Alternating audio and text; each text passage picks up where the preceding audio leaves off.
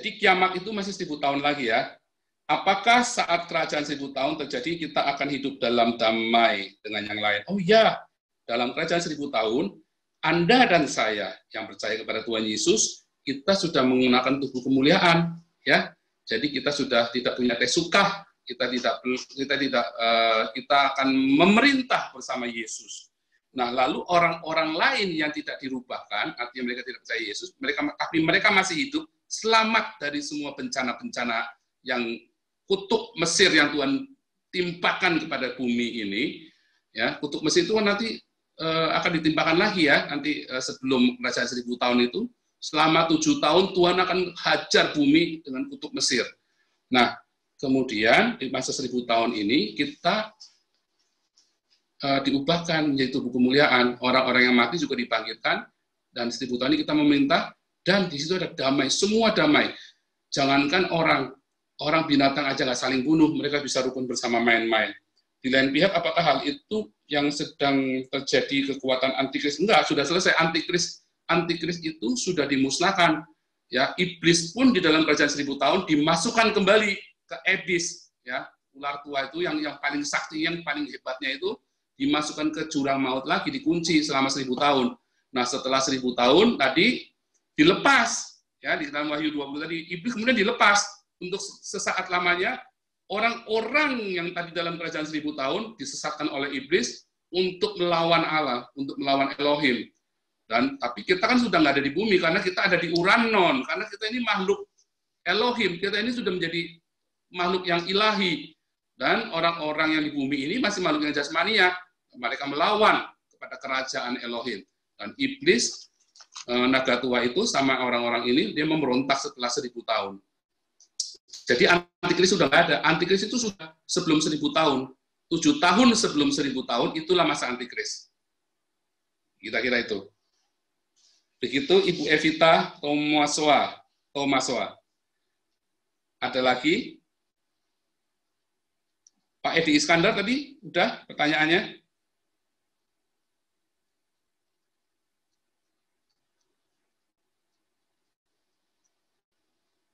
Iya Pak, ada lagi nih yang bertanya Pak di sini di wall di sini dikatakan, apakah di surga orang-orang bisa saling mengenal seperti sebelumnya waktu di dunia sekarang, dari mungkin Bapak Yopi atau YAS Surabaya?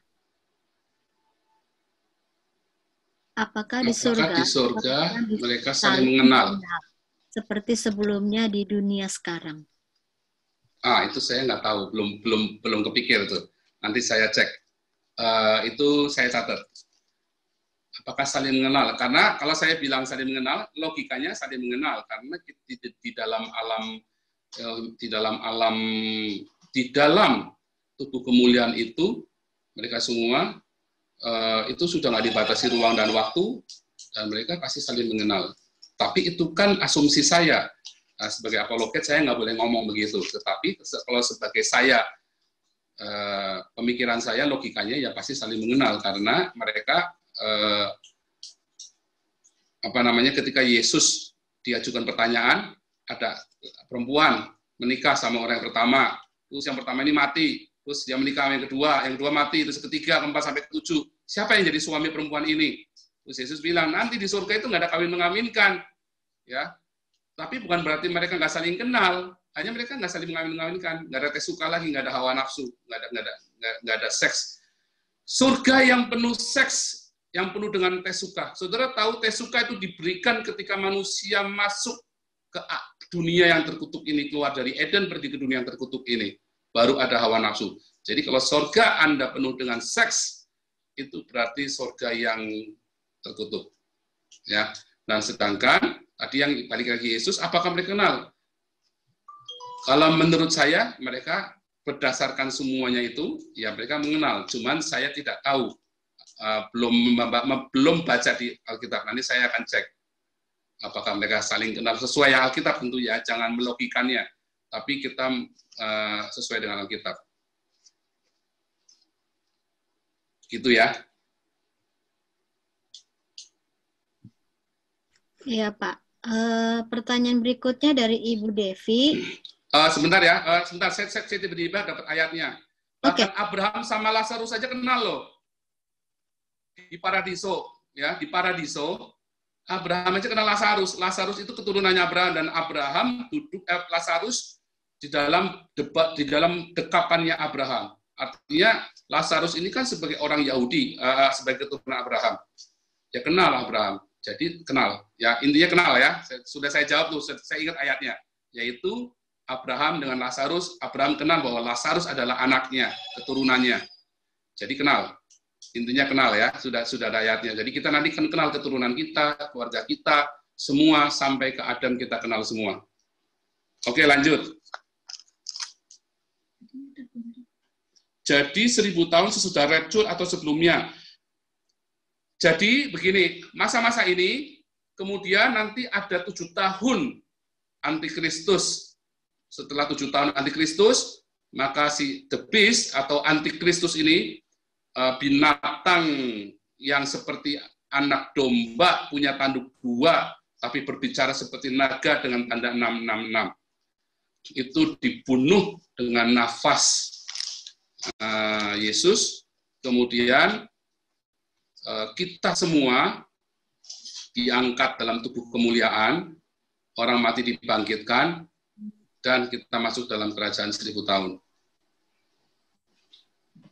Itu urutannya. Makasih Pak. Ini Bapak Edi Iskandar mencoba bertanya, mengangkat tangan lagi. Silakan Pak Edi. Ya. Mungkin sekarang silakan, udah bisa bicara. Bantu. Ini angkat tangan pasti harus mau bertanya kan? Bisa nggak? Iya, atau kita lihat Pak Edi tadi. Atau diketik Pak. Kalau Pak Edi ada di grup, tolong diketik ya Pak. Bapak Paul Chang dari tadi membaca pertanyaan-pertanyaan yang ada di grup WhatsApp bagi yang mendaftar di kami, di admin. Oke, terima kasih. Edi ada di grup WhatsApp supaya masukkan tadi. Iya, karena saya coba membuka mute-nya, membuka tidak bisa. Silakan Pak. Materi berikutnya atau ada dipersilakan pertanyaan lain? Iya, ada pertanyaan dari sini dari Bapak Martin Luther. Pak, kapan masa 1000 tahun itu dimulai? Dari Bapak. 1000 tahun itu dimulai persis setelah antikris itu selesai 7 tahun, kemudian iblis dimasukkan ke dalam jurang maut. Ya, kemudian di situ nanti ada pengangkatan orang percaya, rapture itu tadi ya, sangkakala dibunyikan, kemudian kita diubahkan dalam tubuh kemuliaan, orang mati dibangkitkan. Kan tadi ayatnya bilang dalam kesan 1000 tahun lagi itu orang-orang yang tidak menyembah kepada binatang dan patungnya itu dibangkitkan dan memerintah di dalam kerajaan 1000 tahun. Jadi 7 tahun itu antikris, kemudian masuk 1000 tahun, persis langsung. Jadi kalau misalnya antikrisnya besok, ya ini sekarang tahun 2020, antikrisnya tahun 2021, terus selesai tahun 2028, maka kerajaan 1000 tahun itu mulai dari tahun 2008 sampai tahun 3028, gitu ya. Jadi tinggal kapan mulainya antikris dan kapan mulainya trompet bunyi, nah itulah kerajaan 1000 tahun. Jadi sebentar lagi ya, kalau saya yakin sebentar lagi dalam generasi ini. Hampir semua rahasia firman Tuhan sudah disingkap. Oke, lanjut. Sorry. Ibu Clara bertanya, kapan, tunggu, tulisannya sebentar, ini lagi dilihat. Ibu Clara, kapan antikris selesai? 7 tahun. Antikris akan berkuasa 7 tahun, ya.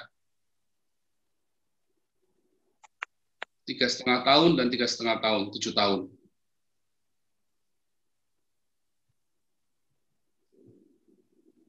Jadi kalau mulainya tahun 2021, selesainya tahun 2028.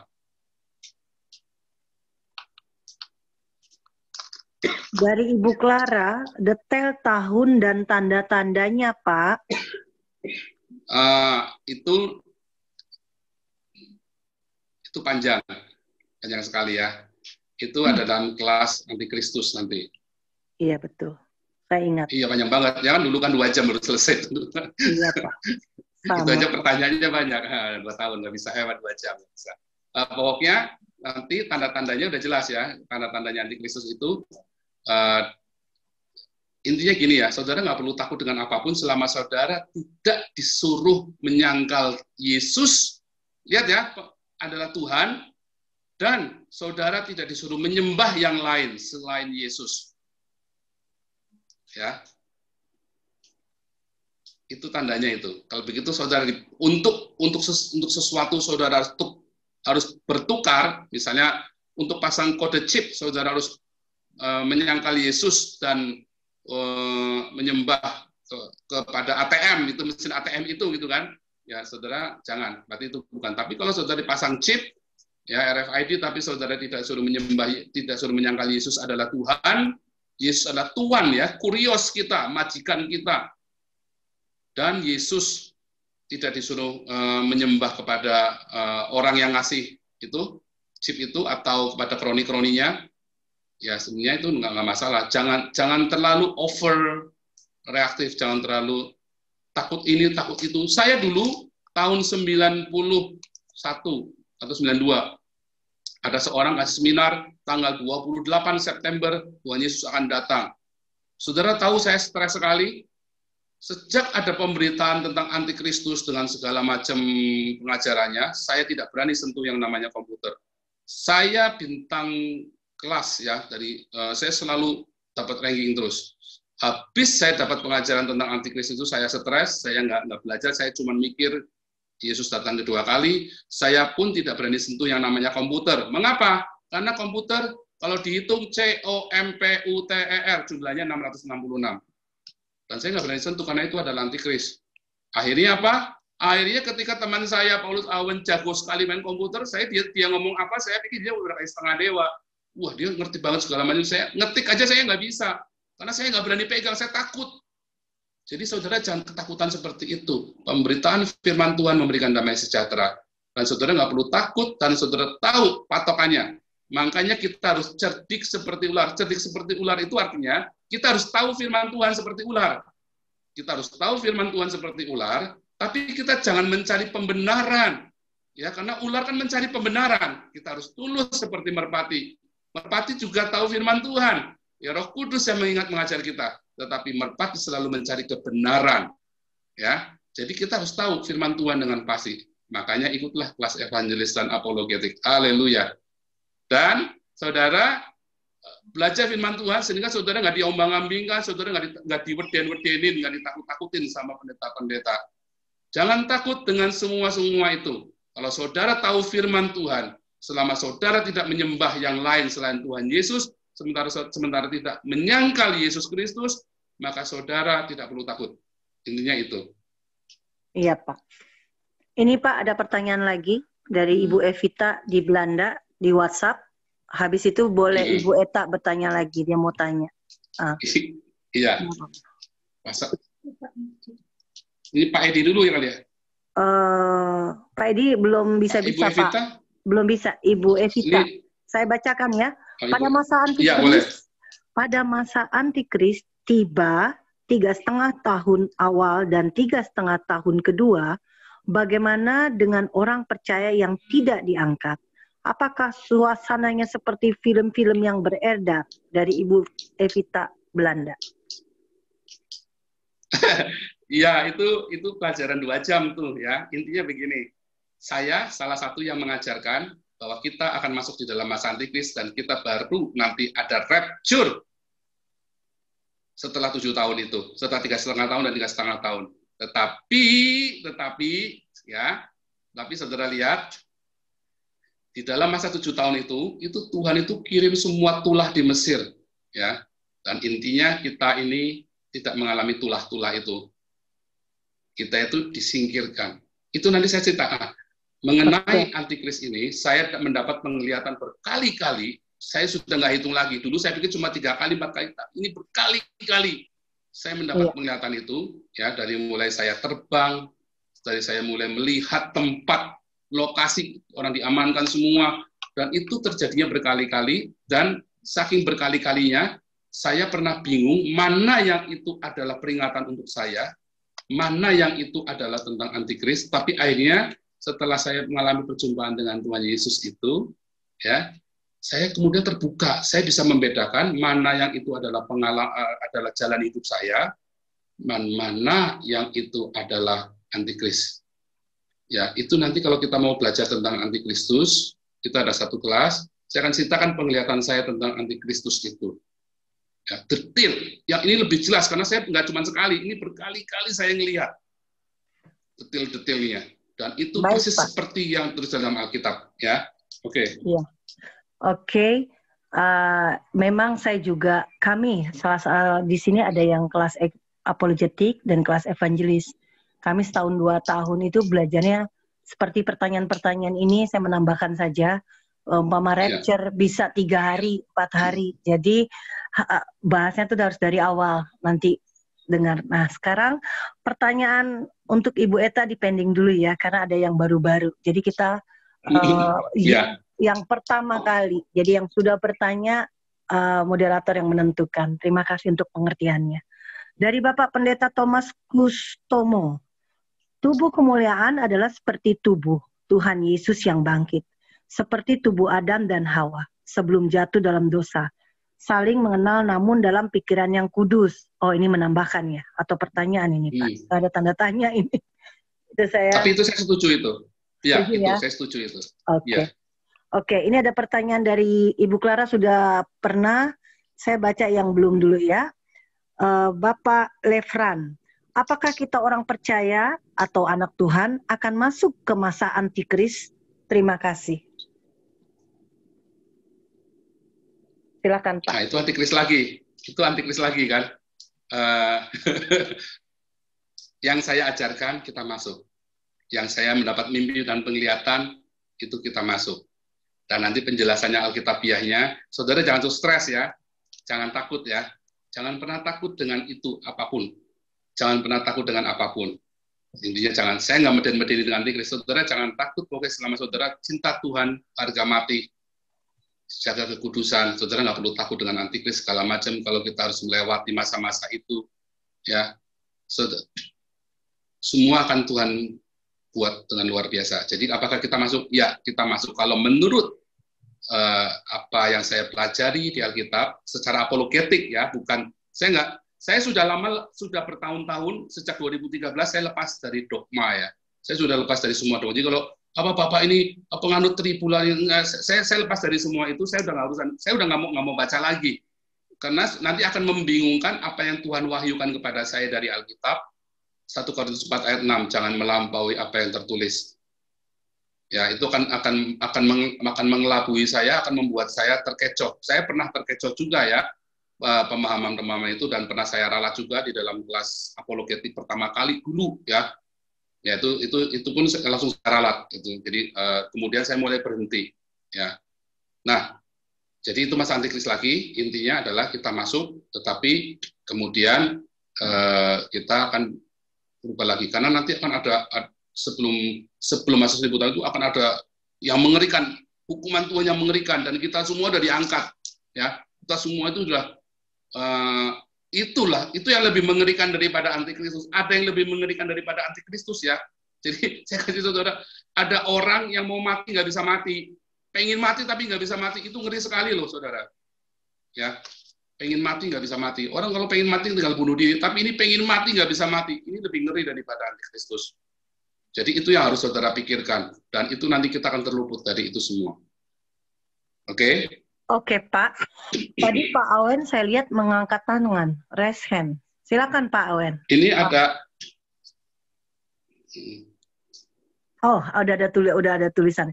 1 Petrus yang menyatakan hari Tuhan akan datang seperti pencuri, sering dikutip untuk mendefinisikan rapture.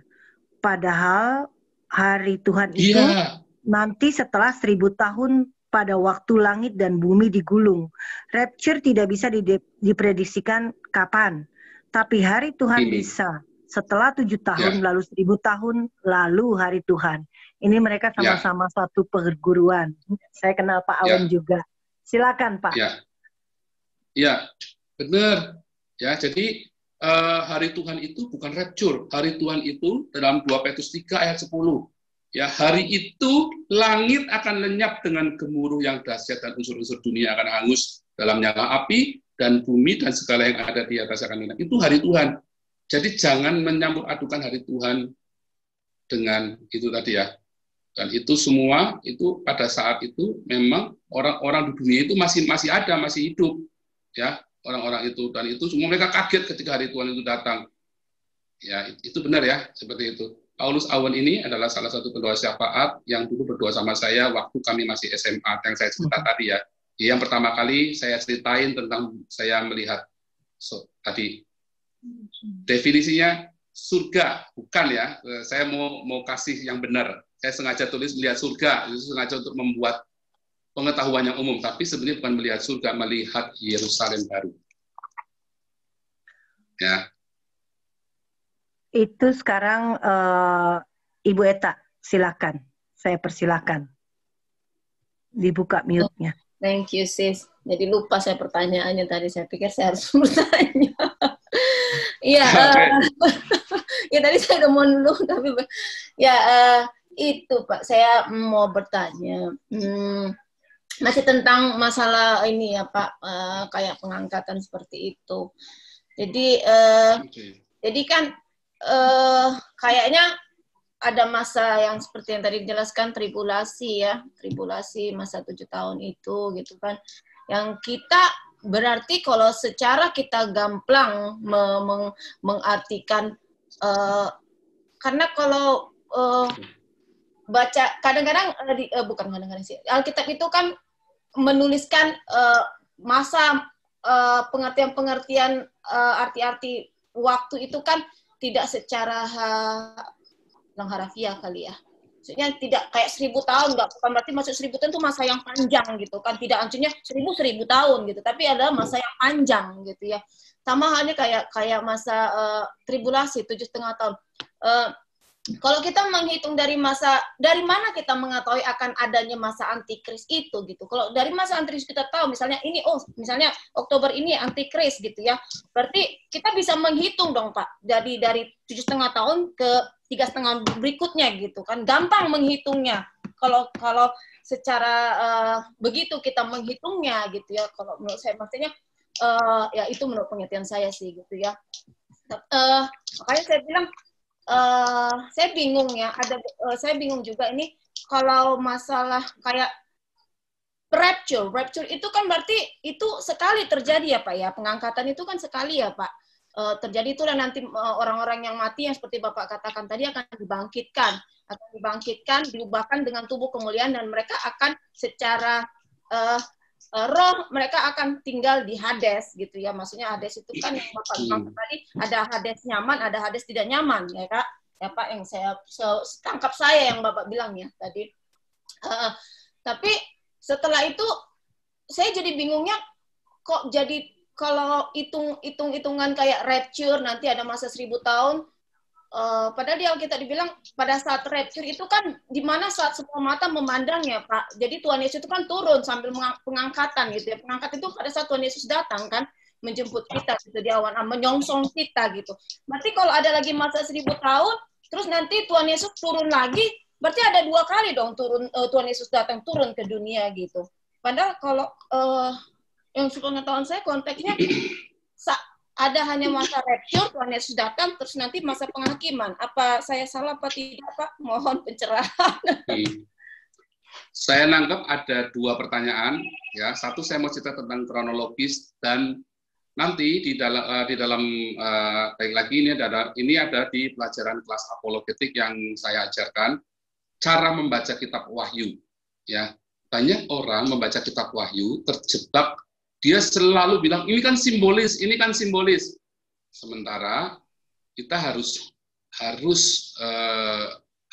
tahu ketika Alkitab berkata mana yang simbolis, mana yang tidak. Dan hampir semua yang kitab Wahyu itu bukan simbolik, tetapi makna hurufiah. Hanya beberapa yang simbolis ketika si Yohanes bilang, ini melambangkan ini artinya ini. Ya, kepala artinya adalah ini, ya. Nah, itu melambangkan. itu jelas. Tetapi kalau tidak dibilang melambangkan atau simbolik, maka itu adalah makna hurufiah. Jadi membaca perjanjian lama dengan perjanjian baru, perjanjian lama, kita semua itu bisa hitung secara simbolis, metafora, figuratif, perumpamaan. Jadi kita harus tarik dalam dunia nyata ini. Mengapa? Karena perjanjian lama adalah sebuah hukum jasmaniah, perjanjian baru adalah sebuah hukum rohaniah. Justru ketika kita membaca hukum rohaniah, kita membacanya secara letterless hari ini. Jangan malah perjanjian barunya dibikin metafora, perjanjian lamanya dibuat hurufiah. Contohnya, akibat membaca perjanjian lama hurufiah, terjadilah perang salib, yang melegalkan pembunuhan atas nama Yesus Kristus. Perang salib itu adalah kesesatan gereja yang amat sangat sesat, ya, perang salib itu. Kemudian, perjanjian baru harus kita maknai secara hurufiah, kecuali si penulisnya atau orang yang berkata bilang, ini adalah simbol dari ini. Yesus berkata, kepada kamu yang 12 murid ini, aku mengatakan apa adanya. Tetapi kepada khalayak yang ramai, selalu menggunakan perumpamaan. Jadi harus bedain. Nah, Rasul Yohanes di Wahyu, itu menggunakan makna hurufiah, kecuali Yohanes bilang, ini artinya adalah ini adalah simbol ini. Pohon zaitun, ya adalah, nah itu misalnya seperti itu. Nah, saudara harus mengerti, memahami makna itu. Dan Alkitab akan menjelaskan apakah pohon zaitun itu. Ada lagi ditulis kan dalam Zakaria, pohon zaitun adalah. Nah, itu saudara harus mengerti itu. Itu panjang jawabannya. Jadi angka 42 bulan lamanya dan 1460 hari itu adalah makna hurufiah. 42 bulan dan 1460 hari. Dan itu kita juga harus membaca tadi. Itu nanti di dalam pelajaran tentang Antikristus. Kedua,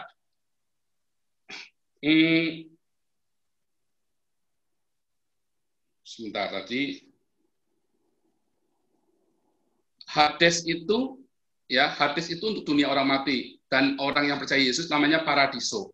Ya, paradiso itu berasal dari kata taman. Berarti artinya juga Eden, karena Eden juga artinya taman. Ya, itu paradiso. Artinya itu kita dilihat di Eden. Di Eden itu manusia-manusia ilahi, rohaniah ada di situ. Ya, kita ada di situ.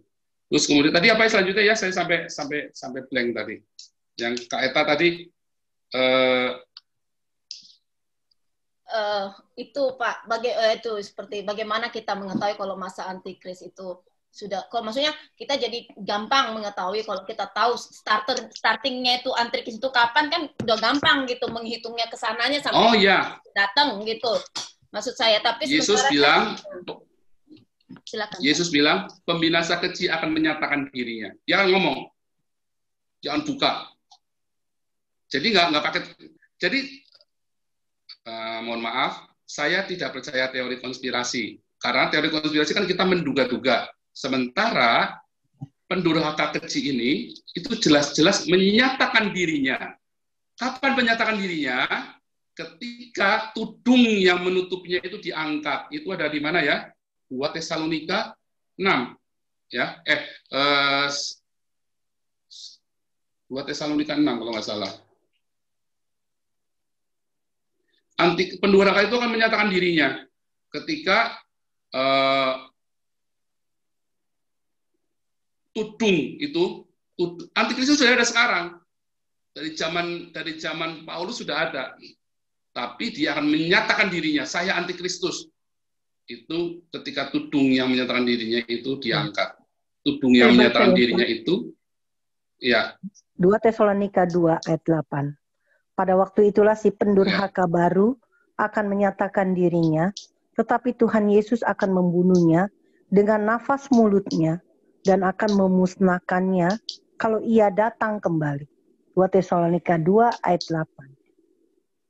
Ya, itu sebenarnya mulai dari ayat 6 ya, 2 Tesalonika 2 ayat 6 sampai 8. Nah, itu apa tudung yang menghalangi antikristus itu menyatakan dirinya? Nah, itu nanti kita akan belajar lagi. Karena kita ingat Kejadian 6, ketika Roh Kudus itu diambil dari bumi, air bah datang, ya, kebinasaan dunia. Nah, itu nanti antikris itu datang, maka tudung itu diambil supaya bumi itu bisa dihukum, manusia itu bisa dihukum. Nggak ada tudung lagi di situ. Makanya di situ dalam masa antikris, semua kutub Mesir itu datang semua ke bumi, dan jahat sekali kutub itu. Ya, namun kita tidak mengalami kutub-kutub itu. Tapi kita masuk dalam masa antikris. Itu ya. Dan itu nanti akan diambil tudung itu, dan ketika tudung itu diambil, maka antikris akan datang. Ada pertanyaan lagi nih Pak, dari Ibu Devi di Portugal. Sudah ya Ibu Eta, sudah dapat semua pertanyaannya, terima kasih jawabannya. Ini Ibu Devi bertanya, para ahli sekarang sedang mempersiapkan planet Mars masuk dalam Heaven 2. Untuk bisa dihuni itu gimana Pak? Dari Ibu Devi. Untuk bisa dihuni itu gimana Pak? Para ahli sekarang sedang mempersiapkan planet Mars masuk dalam Heaven 2. Itu bisa dihuni, itu gimana Pak? Ini saya baca sesuai tulisannya. Ya, sampai hari ini bahkan manusia mendarat di bulan aja nggak bisa yang kedua kali. Nah ini mau ke Mars kita belum tahu ya. Apakah bisa sampai ke Mars manusianya? Karena untuk bisa sampai ke bulan aja sampai hari ini belum bisa lagi kan. Hanya sekali terlalu mahal, terlalu beresiko, dan terlalu banyak kendalanya. Dan untuk sampai ke Mars, dan kita nggak tahu. Tapi apa bisa, selama manusia bisa membuat konsep, ketika manusia bisa membuat sebuah konsep, maka manusia akan melakukannya. Seperti dalam Kejadian 11. Mulai hari ini, apa yang mereka inginkan dalam hidup mereka akan terlaksana. Ya, mereka bisa melakukan apa yang mereka inginkan. Manusia bisa. Jadi mungkin nggak mungkin aja, tetapi kan semua langit dan bumi itu kan digulung sama Tuhan. Ya, semoga cukup jelas. Jadi bisa nggak bisa aja, kita nggak ngerti. Cuman balik lagi, saya masih berkata, ke bulan untuk kedua kalinya aja orang masih belum bisa ke bulan 2 kali sampai hari ini, gitu ya. Apalagi ke Mars. Oh ini Kak Vanessa, sebentar, ini ada SMS dari Pak Edi masuk ya. Silakan Pak. Apakah ada 2 jenis manusia dalam kerajaan 1000 tahun, orang dalam tubuh baru dan orang dengan tubuh lama yang belum mati dan belum ya, benar sekali Pak Edi. Jadi di dalam kerajaan 1000 tahun, tadi saya katakan, waktu masa antikris selesai, maka kita itu kan nanti bumi akan mengalami musibah yang sangat dahsyat. Maka kita yang percaya kepada Yesus yang masih hidup dirubahkan dalam tubuh kemuliaan, orang yang mati dibangkitkan, terus kita masuk memerintah dalam kerajaan 1000 tahun. Tapi orang-orang yang lain bagaimana yang tersisa dari bencana-bencana itu? Mereka hidup masuk dalam kerajaan 1000 tahun dengan tubuh manusiawi, dengan tubuh jasmania, dengan tes suka hawa nafsu. Ya, ciri khasnya itu adalah tes suka hawa nafsu. Ya,